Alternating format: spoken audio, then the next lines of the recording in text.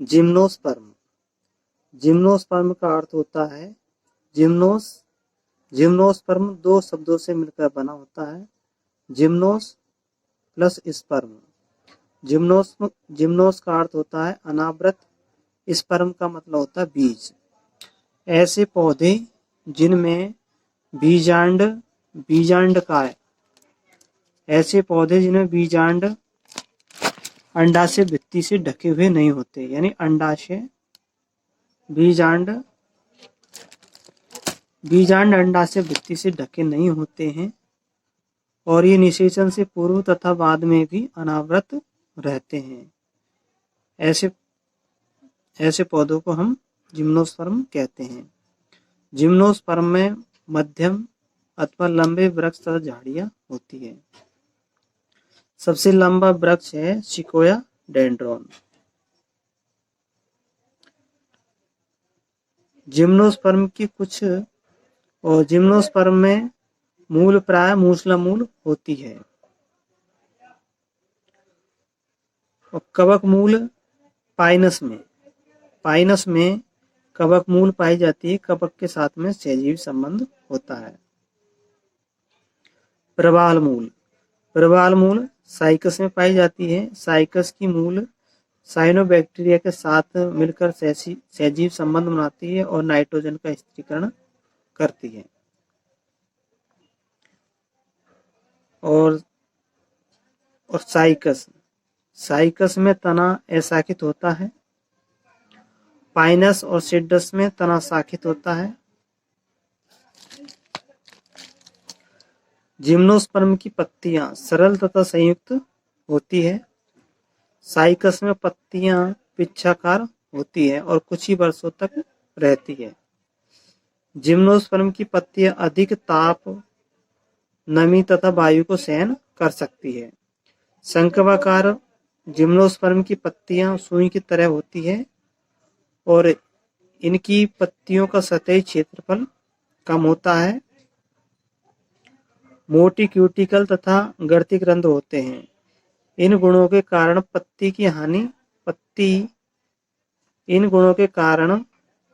पत्तियों से पानी की हानि कम होती है।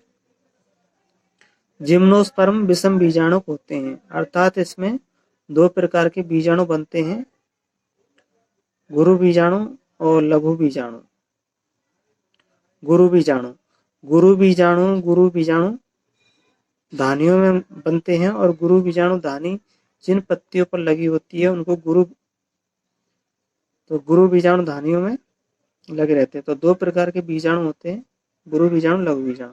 अब हम लघु बीजाणु के विषय में देखते हैं। लघु बीजाणु धानी बनते हैं और लघु बीजाणु जिन पर्णों पर लगे होते हैं उन पर्णों को लघु बीजाणु पर्ण कहते हैं।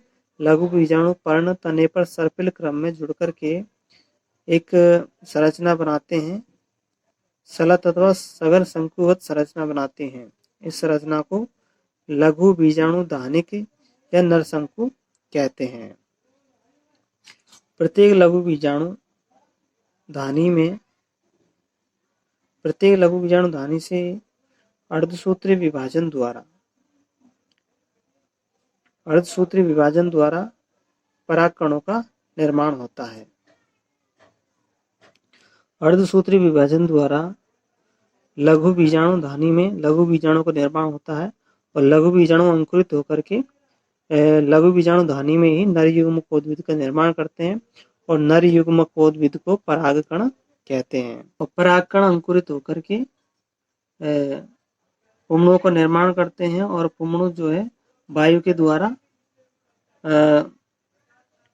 स्थिर धानी तक जाते हैं, यानी कि अंड कोशिका तक, यानी कि मादा जननांग पर जाते हैं और वहां पर निषेचन करते हैं।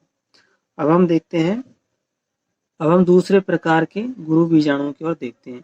गुरु बीजाणु जिन पर्णों पर लगे रहते हैं उनको गुरु बीजाणु पर्ण कहते हैं और गुरु बीजाणु धानी जो बनते हैं, गुरु बीजाणु धानियों बनते हैं और गुरु बीजाणु धानियां जिन पर्णों पर लगी होती है उनको गुरु बीजाणु धानी पर्ण कहते हैं।